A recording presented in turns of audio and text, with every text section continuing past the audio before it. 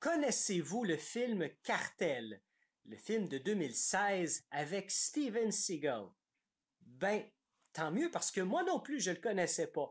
Et c'est Netflix qui me l'a suggéré, hein. L'algorithme de Netflix a changé.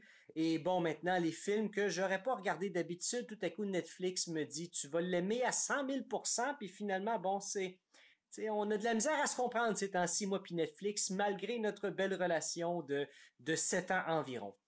Donc, Netflix me suggère de regarder Cartel et bon, j'aime pas vraiment les nouveaux films de Steven Seagal. J'aimais bien les anciens où il était en forme et il était capable de tuer n'importe qui avec à peu près n'importe quoi et c'était très bien comme ça.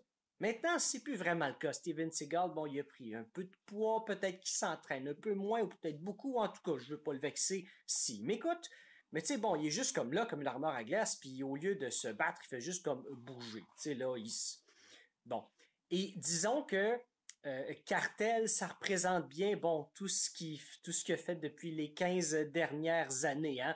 Cartel, en gros, ça se passe dans un hôtel. C'est une équipe d'élite qui protège un ancien, mafieux qui contrôle de la drogue en quelque part dans le monde où il fait chaud. Bon, on peut s'imaginer un peu.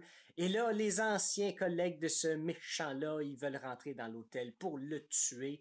Et Steven Seagal, c'est qui là-dedans? Ben, il y a l'équipe d'élite qui protège, le méchant. Ben, l'équipe d'élite des équipes d'élite, c'est Steven Seagal. T'sais, il est vraiment cool et fort à ce point-là, même si tout le monde semble avoir des talents particuliers à manier des armes, à se battre. Lui, il fait juste bouger et ça fait la job. Donc, moi, ce qui m'a plu dans ce film-là, c'est le fait que Georges Saint-Pierre joue dedans et il interprète un des méchants principaux. Et disons, bon, je l'ai vu on l'a tous vu dans Winter Soldier en 2014. Et disons que, tu sais, bon, je comprends que c'était ses premiers essais en tant qu'acteur. Il s'améliore et j'espère en voir d'autres films de lui dans l'avenir. Bon, on s'entend, la qualité de Cartel, c'est dans la même lignée que tout ce qu'il a fait depuis les dernières années, Steven Seagal. Mais vraiment, moi, ce que je voulais voir, c'était le combat entre Georges Saint-Pierre et Steven Seagal. Tu sais, là, et bon, je comprends que Georges Saint-Pierre, dans le film, incarne un méchant, donc Steven Seagal, le gentil, va tuer... spoiler, désolé, j'aurais dû le dire avant, spoiler, Georges Saint-Pierre, le personnage qu'il interprète meurt à la fin parce qu'il est méchant. Désolé de dire ce spoiler-là, mais bon, je présume que vous l'aurez deviné de toute façon, surtout en regardant l'affiche du film. Hein. Il y a Steven Seagal avec un gun, puis il y a comme un petit peu de feu en arrière.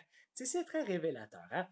Donc, pour venir à ce combat-là, bon, tu sais, bon, il y a Georges Saint-Pierre qui fait tu sais, bon, qui est en forme, mais bon, qui a des talents très clairs pour se défendre. Steven Seagal, comme d'habitude, il fait juste comme bouger.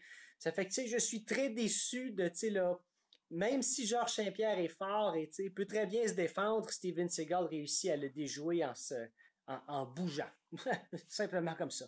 Donc, pour tous les amateurs des films de Steven Seagal, ben, tu sais, lui, Cartel est bien, il est peut-être un petit peu mieux que ce qu'on a l'habitude de voir de Steven Seagal depuis les dernières années, mais je pense que ces bonnes années sont derrière lui. Mais quoi qu'on sait jamais, un miracle peut arriver. Alors sur ça, je vous dis bon film!